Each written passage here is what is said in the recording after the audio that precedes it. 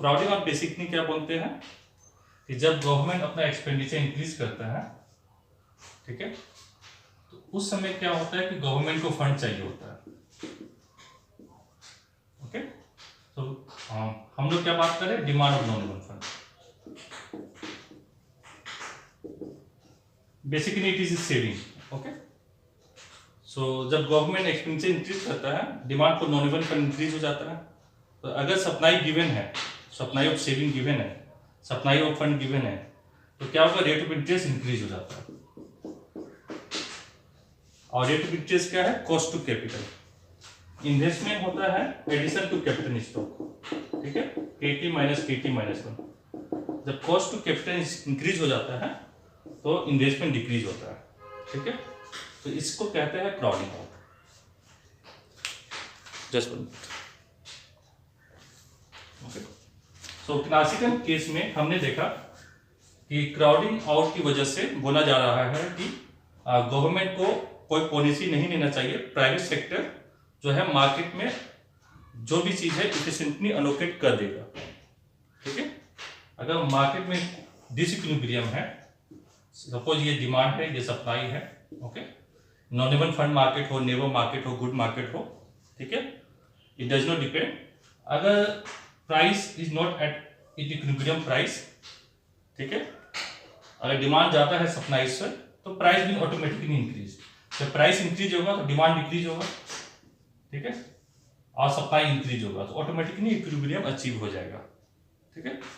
तो government loan का जरूरत नहीं है मार्केट में, ठीक है, और गवर्नमेंट को कोई पॉलिसी इंपॉर्टेंट नहीं है। आर्गुमेंट दिया गया कि क्राउडिंग आउट होता है, किस लिए, रीजन उसका है, अगर याद होगा तो मैंने एक बार बताया भी था ये चीज कि आउटपुट फुल एम्प्लॉयमेंट में है, ठीक है। जब आउटपुट हमने नहीं लिया सप्लाई साइड से, सेविंग गिवन है, supply of non given fund given है, ठीक है। जब supply of non given fund given है, अभी मैं ये अपवर्ड स्लोपिंग कर रहा हूं, ठीक है। Given means what, it must be like vertical, ठीक है।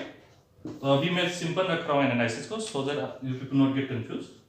Supply of non given fund given है, सप्लाई ऑफ फंड, क्योंकि क्लासिकल में हमने सेविंग और इन्वेस्टमेंट का सिर्फ बात किया है, ठीक है। नॉन गिवन फंड की बात कर रहा हूं तो मैं न्यू क्लासिकल थ्योरी के बारे में बात कर रहा हूं, ठीक है। तो अगर सप्लाई ऑफ फंड गिवन है, ठीक है, अगर डिमांड इंक्रीज होता है, ये डिमांड प्राइवेट सेक्टर की तरफ से है, demand of non given fund. अब गवर्नमेंट भी अगर एक्सपेंडिचर करना चाहता है इस इकोनॉमी में जहां आउटपुट ऑलरेडी फुल एम्प्लॉयमेंट में, तो इंटरेस्ट रेट इंक्रीज होगा, ठीक है। तो इंटरेस्ट रेट इंक्रीज होगा मीन्स क्या, तो जो फंड है वो तो गिवन है, सपोज सेविंग गिवन है, pool of fund is given है, ठीक है, 500 करोड़, ठीक है। ये चेंज नहीं होगा क्योंकि आउटपुट फुल एम्प्लॉयमेंट में है। अगर गवर्नमेंट इंक्रीज एक्सपेंडिचर करना चाहता है तो इस गवर्नमेंट को इसी 500 करोड़ से मनी को लेना होगा। गुड इवनिंग, ठीक है। तो गवर्नमेंट को सपोज 200 करोड़ चाहिए, ठीक है। तो 200 करोड़ चाहिए तो कैसे ये मिल सकता है, अगर ये सेविंग शेड्यूल अपवर्ड स्लोपिंग है, ठीक है। तो एक तो सेविंग इंक्रीज होगा जब रेट ऑफ इंटरेस्ट इंक्रीज होगा, ठीक है। तो part of the thing that government can get from increase in saving, ठीक है। और पार्ट क्या मिलेगा, जब ये रेट ऑफ इंटरेस्ट इंक्रीज होगा तो प्राइवेट इन्वेस्टमेंट डिक्लाइन होगा, ठीक है, तो उससे मिल जाएगा। तो यहाँ पे क्या हो रहा है, क्राउडिंग आउट हो रहा है। यहाँ पे पार्शियल क्राउडिंग आउट का केस दिख रहा है, ठीक है। एक्चुअली में आपको कर्व इस तरह से बनना चाहिए जब फुल क्राउडिंग आउट का बात कर रहे हैं, ठीक है। देखिए अगर आउटपुट गिवन है, ठीक है, फुल एम्प्लॉयमेंट में से 1000, ठीक है, सेविंग 500 होगा सपोज, दैट मीन आपका कंज्यूमशन 500 है, सेविंग 500 गिवन है, no matter whatever be your rate of interest, ठीक है। Supply of non given fund आपका ये रहा, तो it does not depend on rate of interest, ठीक है। समझिए आर्गुमेंट समझिए, ठीक है, वो ज्यादा इंपॉर्टेंट है। तो ये 500 गिवन है, यहाँ पे फुल क्राउडिंग आउट में दिखा रहा हूँ, ठीक है। तो ये demand of non given fund है, ये रेट ऑफ इंटरेस्ट है, ठीक है, ये प्राइवेट सेक्टर कर रहा है। जब गवर्नमेंट को भी एक्सपेंडिचर करना है, demand of non given fund upward shift करेगा, ठीक है। तो रेट ऑफ इंटरेस्ट इंक्रीज होगा तभी गवर्नमेंट को फंड मिल सकता है। जब रेट ऑफ इंटरेस्ट इंक्रीज होगा, कॉस्ट ऑफ कैपिटल इंक्रीज होगा, इन्वेस्टमेंट डिक्लाइन होगा, तो part of the fund 200 crore government को मिल सकता है, ठीक है। क्योंकि आउटपुट चेंज नहीं होगा, आउटपुट तो 1000 ही है, ठीक है। तो यहाँ पे क्या हो रहा है, फुल क्राउडिंग आउट हो रहा है। तो इस पॉसिबिलिटी को हमने जनरल फॉर्मेट में देखा, ठीक है, ISNM के थ्रू। तो वो चीज देखिए, ISNM में कुछ लोगों को दिक्कत हो रहा है ग्राफ में, ठीक है। तो वो एक बार फिर से देख लेते हैं क्या दिक्कत है। तो पहले देखते हैं, मैंने बोला कि स्नोप का हमेशा लिख दिया कीजिए जब भी आप लोग ये बनाते हैं ग्राफ, ठीक है। ये डिमांड फॉर मनी है, लिक्विडिटी प्रेफरेंस जो है KY माइनस HI, क्योंकि आप ग्राफ बनाया है I बाई स्पेस में, और दिस इज मनी डिमांड का बना रहे हैं सिर्फ। सो यहाँ पे आपका इंटरेस्ट रेट हो गया, यहाँ मनी डिमांड और लिक्विडिटी प्रेफरेंस आप लिखिएगा। पहले मैं मनी डिमांड का कर्व बना रहा हूँ, ठीक है। सो आपका जो स्लोप होगा हमेशा चेंज इन I होगा, चेंज इन मनी डिमांड होगा, ठीक है। चेंज इन Y होगा, चेंज इन X होगा। तो इसी को आपको उस फॉर्मेट में लिखना है स्लोप निकाल के, ठीक है। तो इसको मैनिपुलेट करके आपका स्लोप आ जाएगा, चेंज इन I और change in money demand is -1/H, ठीक है। तो मनी डिमांड का जब भी शेड्यूल बना रहे हैं आपको ये इक्वेशन याद रखना होगा, ठीक है। ये मैं लिखता हूं यहाँ पे, ये हम लोग यूज कर सके। तो ये आपका हो गया मनी डिमांड का स्लोप -1/H, ठीक है। तो केन्सियन केस में, ठीक है, बहुत लोगों को दिक्कत हो रहा है केन्सियन केस में। तो मैंने बोला कि अगर H टेंस टू इन्फिनिटी, मैंने इक्वल टू इन्फिनिटी रखा क्योंकि बहुत मैथमेटिक बैकग्राउंड से नहीं है। तो tends to infinity means close to infinity, ठीक है, बहुत लार्ज नंबर है। तो आपका स्लोप क्या हो जाएगा, 0 हो जाएगा, ठीक है। 0 मीन्स ये आपका घर हो गया, ये कॉलेज हो गया, यहाँ पे कोई स्टिफनेस कुछ नहीं है, आप डायरेक्टली घर से कॉलेज जा रहे हैं, ठीक है। तो यहाँ पे आपका क्या हो गया, कोई स्लोप नहीं है, ठीक है, आप डायरेक्टली जा रहे हैं। तो उसी तरह का ग्राफ बनेगा आपका। तो ये जो ग्राफ हम लोग बना रहे हैं, ठीक है, ये केस जो बताता है हमें एक लिक्विडिटी ट्रैप कंडीशन दिया था केन्स ने, ठीक है, उससे मैच खाता है। अब लिक्विडिटी ट्रैप समझने के लिए हमें एसेट मार्केट थोड़ा जानना होगा, ठीक है। एसेट मार्केट क्या होता है, एसेट मार्केट होता है जहां पे मनी, बॉन्ड और other form of asset traded होता है, ठीक है। हमने जो सिंप्लीफाइड मॉडल दिया था उसमें एसेट है money, we can keep asset either in the form of money, ठीक है, या तो बॉन्ड के फॉर्म में रख सकते हैं। अगर बॉन्ड का, क्योंकि बॉन्ड का प्राइस फ्लक्चुएट करता है इसलिए money act as a store of value, ठीक है। अगर ये प्राइस फ्लक्चुएट नहीं करता तो हमें ये money as a store of value का जरूरत ही नहीं था, ठीक है। यहाँ पे मैं बताऊंगा अगर रेट ऑफ इंटरेस्ट बहुत लो है तो एक बॉन्ड समझिए, ठीक है, एक बॉन्ड इशू किया गया है, 1000 रुपये उसका फेस वैल्यू है, मार्केट रेट ऑफ इंटरेस्ट 5% है, मार्केट रेट ऑफ इंटरेस्ट 5% है। सो ये बॉन्ड अगर आप खरीदते हैं 1000 फेस वैल्यू पे, तो no matter whatever be the market valuation और मार्केट कंडीशन, तो इकोनॉमी में क्या हो रहा है, ये रिसेशन आया है या एक्सपेंशन हो रहा है, इट डज नॉट मैटर, ठीक है। अगर ये बॉन्ड में फेस वैल्यू 1000 है और 5% रेट ऑफ इंटरेस्ट लिखा हुआ है तो आपको हर एक साल 50 रुपये मिलेगा, ठीक है। अब मैं बोल रहा हूँ लिक्विडिटी ट्रैप क्या होता है, जब इकोनॉमी रिसेशन में होती है, ठीक है, डाउन टर्न रहता है और इकोनॉमी को बूस्ट करने के लिए रेट ऑफ इंटरेस्ट काफी लो रखा जाता है, ठीक है। सपोज रेट ऑफ इंटरेस्ट रखा गया है 0.5% और 1%, ठीक है। तो जो भी इकोनॉमी में एजेंट है, पीपुल है, ठीक है, वो क्या एक्सपेक्ट करेंगे कि अगर अभी हम बॉन्ड खरीद देते हैं, ठीक है, रेट ऑफ इंटरेस्ट मुझे कम मिल रहा है, तो रेट ऑफ इंटरेस्ट और बॉन्ड प्राइस में इन्वर्स रिलेशनशिप है। मतलब क्या है, बॉन्ड प्राइस अभी बहुत ज्यादा है, 1000 रुपये फेस वैल्यू है, मे बी बॉन्ड अगर हम खरीद रहे हैं क्योंकि रिसेशन है, ठीक है, कॉन्फिडेंट इकोनॉमी में कम है, तो बॉन्ड का वैल्यूएशन से 2000 रुपीज है मार्केट वैल्यूएशन, इसलिए रेट ऑफ इंटरेस्ट कम है जो हमको मिल रहा है इफेक्टिव रेट ऑफ इंटरेस्ट, ठीक है। तो अगर हम बॉन्ड खरीद लेते हैं तो हमको इफेक्टिव रेट ऑफ इंटरेस्ट 0.5% मिलेगा, ठीक है। इससे अच्छा जो मनी सप्लाई इंक्रीज हो रहा है, ठीक है, वो तो मेरे पास ही आएगा, तो वो हम अपने पास रखेंगे for speculative as a speculative balance, ठीक है। तो वही चीज बोलना चाह रहा है। तो लिक्विडिटी ट्रैप वो सिचुएशन होता है कि जहां पे अगर आपका मनी सप्लाई इंक्रीज होता है, ठीक है, ये मनी डिमांड कब जा रहा है, एक पर्टिकुलर रेट ऑफ इंटरेस्ट में से 0.5% और 0% जो अभी जापान इकोनॉमी एक्सपीरियंस कर रहा है फॉर द लास्ट 2 डिकेड, ठीक है, ये मनी डिमांड हो गया। स्पेकुलेटिव पर्पज आप लिख सकते हैं या मनी डिमांड भी लिख सकते हैं, कोई इशू नहीं है, ठीक है। तो अगर आपका मनी सप्लाई इंक्रीज हो रहा है, ठीक है, तो आपका जितना भी मनी डिमांड इंक्रीज हो रहा है, मनी डिमांड मनी सप्लाई यहाँ पे लिखा जा रहा है, ठीक है, वो आप अपने पास रख रहे हैं, okay, on the money, okay, demanded for speculative purpose money, ठीक है। आप सारा मनी अपने पास स्पेकुलेटिव पर्पज के लिए रख रहे हैं, क्योंकि आप बॉन्ड नहीं खरीदिएगा, एसेट नहीं खरीदिएगा, यू आर कीपिंग मनी, ठीक है। वो मनी का एसेट, जो एसेट है, money is also a form of asset, you are keeping in liquid form, ठीक है। ये बताया गया, ये लिक्विडिटी चेक है आपका, ठीक है। So at a very low rate of interest, अगर मनी सप्लाई इंक्रीज होता है, rate of interest further fall नहीं करेगा। क्यों नहीं करेगा?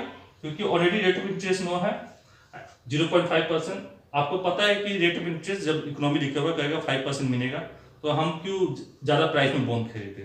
बेटर हम स्टोर कर लेते वैल्यू, ठीक है, आप मनी को अपने पास रखे एज ए स्पेकुलेटिव बैलेंस, ये बात कहा गया, ठीक है।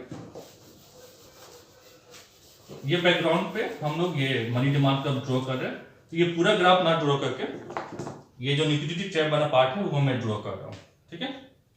सो जब h टेंड टू इंफिनिटी है तो 1/infinity इज 0, सो स्लोप आपका 0 होगा, ये आपका मनी डिमांड शेड्यूल हो गया, ठीक है। अब एनएम कर्व का बात करते हैं, बहुत लोगों को दिक्कत हो रहा है ड्रॉ करने में। एन माने लिक्विडिटी प्रेफरेंस और money demand, M means money supply, this is real money demand, this is real money supply, M by Q. NM represent equality of money demand and money supply, ठीक है। यहाँ पे आप money supply कितना भी draw कर लीजिए, money M by P1, M by P2, M by P3, ठीक है। तो आपका इंटरेस्ट रेट पे चेंज नहीं हो रहा है। तो एनएम कर्व जो मैं बनाऊंगा, एनएम कर्व क्या होता है? No cost of combination on this point. अगर इस तरह का पॉइंट मैं बनाता हूं यहाँ पे for the same rate of interest, ये आपका इंटरेस्ट रेट हो गया से आई नो, ठीक है। ये सब सारा पॉइंट जितना भी आपने लिया है, ठीक है, मनी सप्लाई चेंज करके, तो ये आपका एनएम कर्व हो जाएगा। ये एक मनी मार्केट इक्विलिब्रियम हो गया, ठीक है, जब मनी सप्लाई का एम बाई P1 हो गया, ये second money market equilibrium third. तो on that point I have plotted here, I have got my horizontal NM curve. इसको माइक्रो इकोनॉमिक्स में अगर अपनी इलास्टिसिटी किया होगा, इसको कहता है परफेक्ट इलास्टिक ग्राफ, ओके। तो यहाँ पे क्या है आपका, अगर फिस्कल पॉलिसी हो रहा है तो गवर्नमेंट एक्सपेंडिचर इंक्रीज हो रहा है, तो व्हेन गवर्नमेंट एक्सपेंडिचर इंक्रीज होता है वो only you have to write this part, change in government expenditure, ठीक है।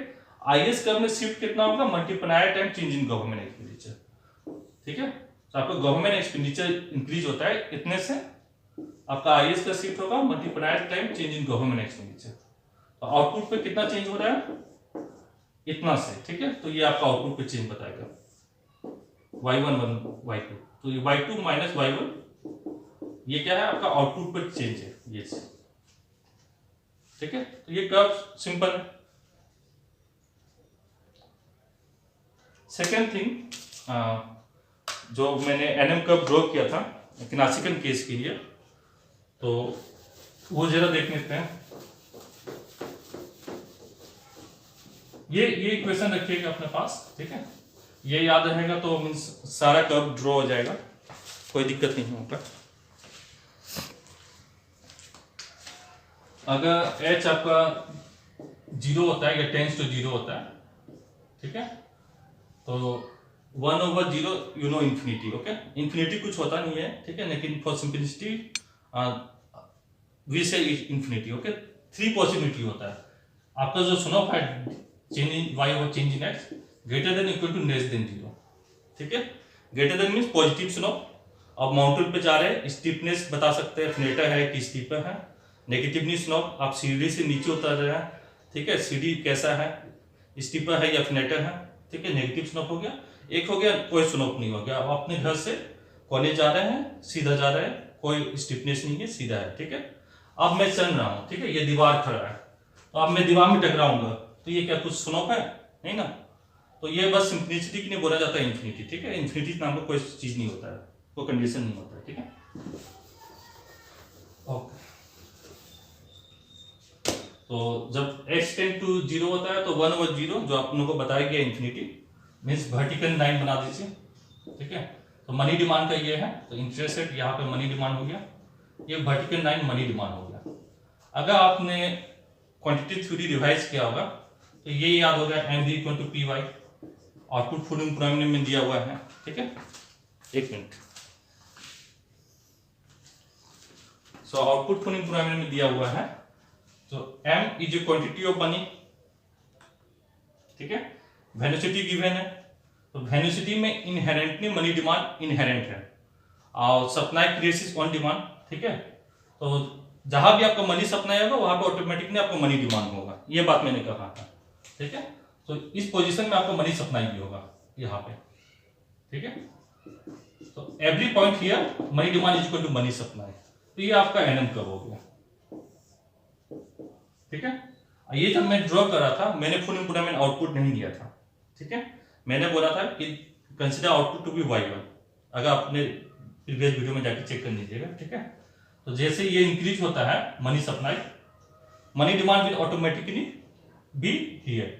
ठीक है, तो ये आपका एनएम का राइटवर्ड शिफ्ट करेगा। अगर रियल मनी सप्लाई में इंक्रीज होता है तो एनएम का राइटवर्ड शिफ्ट करेगा। मैंने ये पार्ट वीडियो से हटा दिया क्योंकि मुझे लगा कंफ्यूजन होगा, इसलिए मैंने हटा दिया। ठीक है, अगर ये इक्वेशन याद है तो ये आपका हो जाएगा। अगर आउटपुट फुल एम्प्लॉयमेंट में है, ठीक है, गिवन द वेलोसिटी, अगर मनी सप्लाई इंक्रीज होता है means quantity of money increase होता है, प्राइस नेवर इंक्रीज होगा। So M by P ratio change नहीं होगा, तो यही आपका मनी डिमांड मनी सप्लाई है। ठीक है, आपका एक ही एनएम कब होगा, दैट मीन आउटपुट आपका फुल एम्प्लॉयमेंट में होगा। ठीक है, अगर वो केस कंसीडर कर रहे हैं डायरेक्टली, आप अगर ये फुल एम्प्लॉयमेंट केस कंसीडर कर रहे हैं तो एनएम एक ही होगा आपका, वर्टिकल होगा, वो फुल एम्प्लॉयमेंट आउटपुट पे होगा। ठीक है, लेकिन मैंने y1 लेके किया था तो मैं एनएम कब शिफ्ट कर सकता हूँ, तब उसमें मैंने बताया था कि मॉनेटरी पॉलिसी इफेक्टिव होगा, क्योंकि आईएस का जो है, जो गवर्नमेंट पॉलिसी है वो इफेक्टिव नहीं होगा फिनांशियल केस में। ठीक है, ये सब सुनोप आप इसमें भी देख सकते हैं, क्योंकि सुनोप जो निकालते हैं इसका एनएम कर्व का इक्वेशन से, change in I over change in Y K over H. अब के के ऊपर हम लोग ज्यादा बात नहीं करेंगे, रीजन इसमें यह है। ठीक है, जो मनी डिमांड है आपका के वाई माइनस एच आई। ठीक है, तो हमारा जो इंटरेस्ट फैक्टर है वो एच है। ठीक है, के नहीं है, क्योंकि हम लोग ड्रॉ करें with respect to rate of interest. K जो है वो सिर्फ पोजीशन के लिए इंपॉर्टेंट है। ठीक है, तो उतना डिटेल में हम लोग नहीं जाएंगे, अंडर ग्रेजुएट कोर्स है, उसका भी बहुत अच्छा ग्राफ बनता है। ठीक है, तो हम लोग सिर्फ एस के ऊपर फोकस करेंगे। ठीक है, क्योंकि हम लोग रेट ऑफ इंटरेस्ट के रेस्पेक्ट में ग्राफ ड्रॉ कर रहे हैं। ठीक है, तो यहाँ पे अभी आपका केस हो जाएगा। ठीक है, एच जीरो हो जाएगा दोनों केस में, केंशियन केस में, क्लासिकल केस में आपका सेम बनेगा 1/h के। ठीक है, तो यहाँ पे भी अगर h टेंड टू 0 होगा, ठीक है, आपका स्लोप क्या हो जाएगा, इंफिनिटी हो जाएगा, तो आपका एनएम कर्व सेम बनेगा। केंशियन केस में भी चेक कर लीजिएगा, अगर ये इंफिनिटी होता है स्लोप 0 हो जाएगा, तो आपका एनएम कर्व ऐसे बनेगा। ठीक है, अब जनरल केस में देखिए, यहाँ पे पॉजिटिव साइन है, यहाँ पे नेगेटिव साइन है।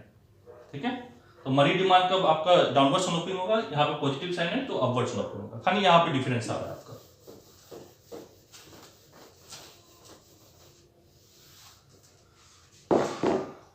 तो S night between infinity and 0।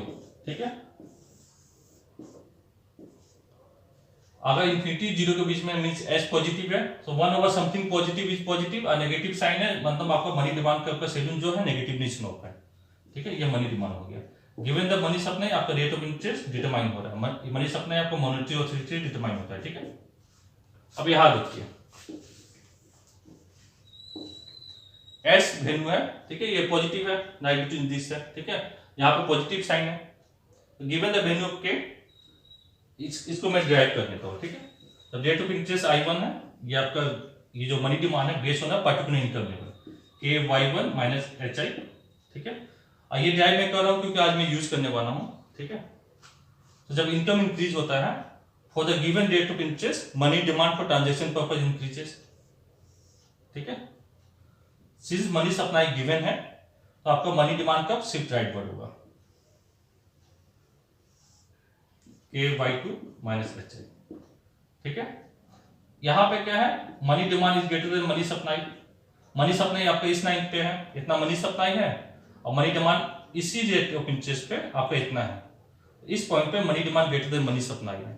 ठीक है, तो क्या होगा, money demand excess demand of money है, तो इक्वेशन याद कीजिए एसेट मार्केट में, यहाँ पे एक्सेस सप्लाई ऑफ बॉन्ड है, ठीक है। अगर सप्लाई ऑफ बॉन्ड ज्यादा है तो बॉन्ड का प्राइस कितना हो जाएगा, 1000 रुपये फेस वैल्यू है, 800 रुपये में मार्केट में बिकेगा, 600 रुपये में बिकेगा, ठीक है। तो रेट ऑफ इंटरेस्ट क्या होगा, इंक्रीज हो जाएगा। इफेक्टिव रेट ऑफ इंटरेस्ट जो आपको मिलेगा, बॉन्ड का फेस वैल्यू है 1000 रुपये, 5% रेट ऑफ इंटरेस्ट दे रहा है, लेकिन आप बॉन्ड खरीद रहे हैं कितना में, 600 रुपये में, सपोज आप 500 रुपये में खरीद रहे हैं, ठीक है। तो आपको इंटरेस्ट रेट जो मिल रहा है फेस वैल्यू पे 50 रुपये, ठीक है। लेकिन आपने बॉन्ड खरीदा 500 रुपये में, ठीक है, आपको इंटरेस्ट रेट कितना मिला है, 50 रुपीज। तो 50 रुपीज 500 का कितना होता है, 10% होता है, तो इफेक्टिव रेट ऑफ इंटरेस्ट क्या होगा, इंक्रीज होगा, ठीक है। जहां पे एक्सेस डिमांड ऑफ मनी होगा वहां पे एक्सेस सप्लाई ऑफ बॉन्ड होगा, इक्विलिब्रियम अचीव होगा जब रेट ऑफ इंटरेस्ट इंक्रीज होगा, से I2, ठीक है। तो I2 interest rate is corresponding to Y2 output. तो ये ड्रॉ कर लीजिए, I2 I1, जब I1 आपका रेट ऑफ इंटरेस्ट है, ठीक है, नो रेट ऑफ इंटरेस्ट है तो आउटपुट भी नो है, जब रेट ऑफ इंटरेस्ट हाई है तो आउटपुट भी हाई है। तो जो आपको मनी मार्केट इक्विलिब्रियम में होगा, at no rate of interest and no output, high rate of interest and high output, तो आपका NM का पॉजिटिवली सुनाता है, यहां से भी देख सकते हैं, ठीक है। As value night between 0 and infinity, okay, ये आपका NM का हो गया। अब इस पॉइंट को देखिए, ये पॉइंट कहाँ है, for the same rate of interest, ठीक है। इस पॉइंट में यहाँ पे क्या होगा, money demand is greater than money supply, यहाँ पे एक्सेस डिमांड ऑफ मनी है। सो जब भी जो भी पॉइंट राइट में होगा NM कर्व का, you will be having money demand greater than money supply, okay. अब यहाँ पे देखिए इस पॉइंट पे, लेट मी यूज द इस पॉइंट पे क्या है, ये मनी डिमांड का कर्व है, ठीक है।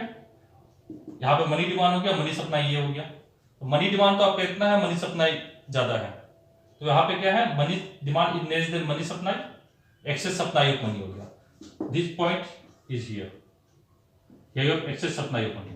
So right में क्या होगा, NM कर्व के excess demand of money, left में क्या होगा, excess supply of money. Remember this point. We are going to use this one. Okay. Okay. I hope that you people will be able to do it, and crowding in the argument, you people can do it. Okay.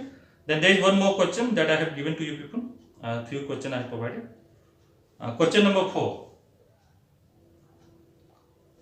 4 you can do it, no problem. How monetary authority, question number 5 let me do it, okay. So question number 5 देखिए, उसमें मैंने बोला है कि how monetary authority can avoid crowding out in case of positive slope NM curve, ठीक है। अगर NM curve positively slope हो रहा है तो उस समय क्राउडिंग आउट कैसे अवॉइड होगा।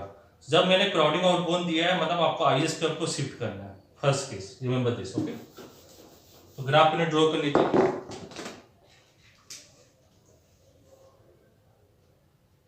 Using this plan.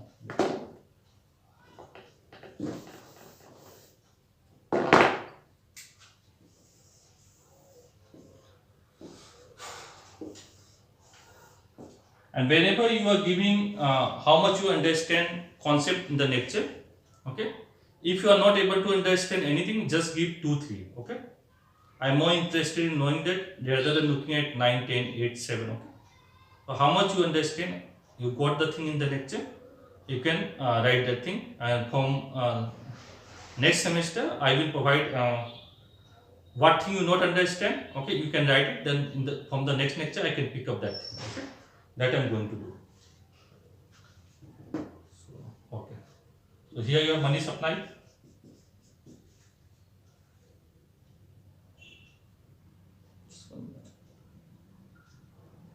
Okay. This is your money demand. Let me write KY KY1 minus HI. Here you have rate of interest. Here you have money demand, money supply. Okay.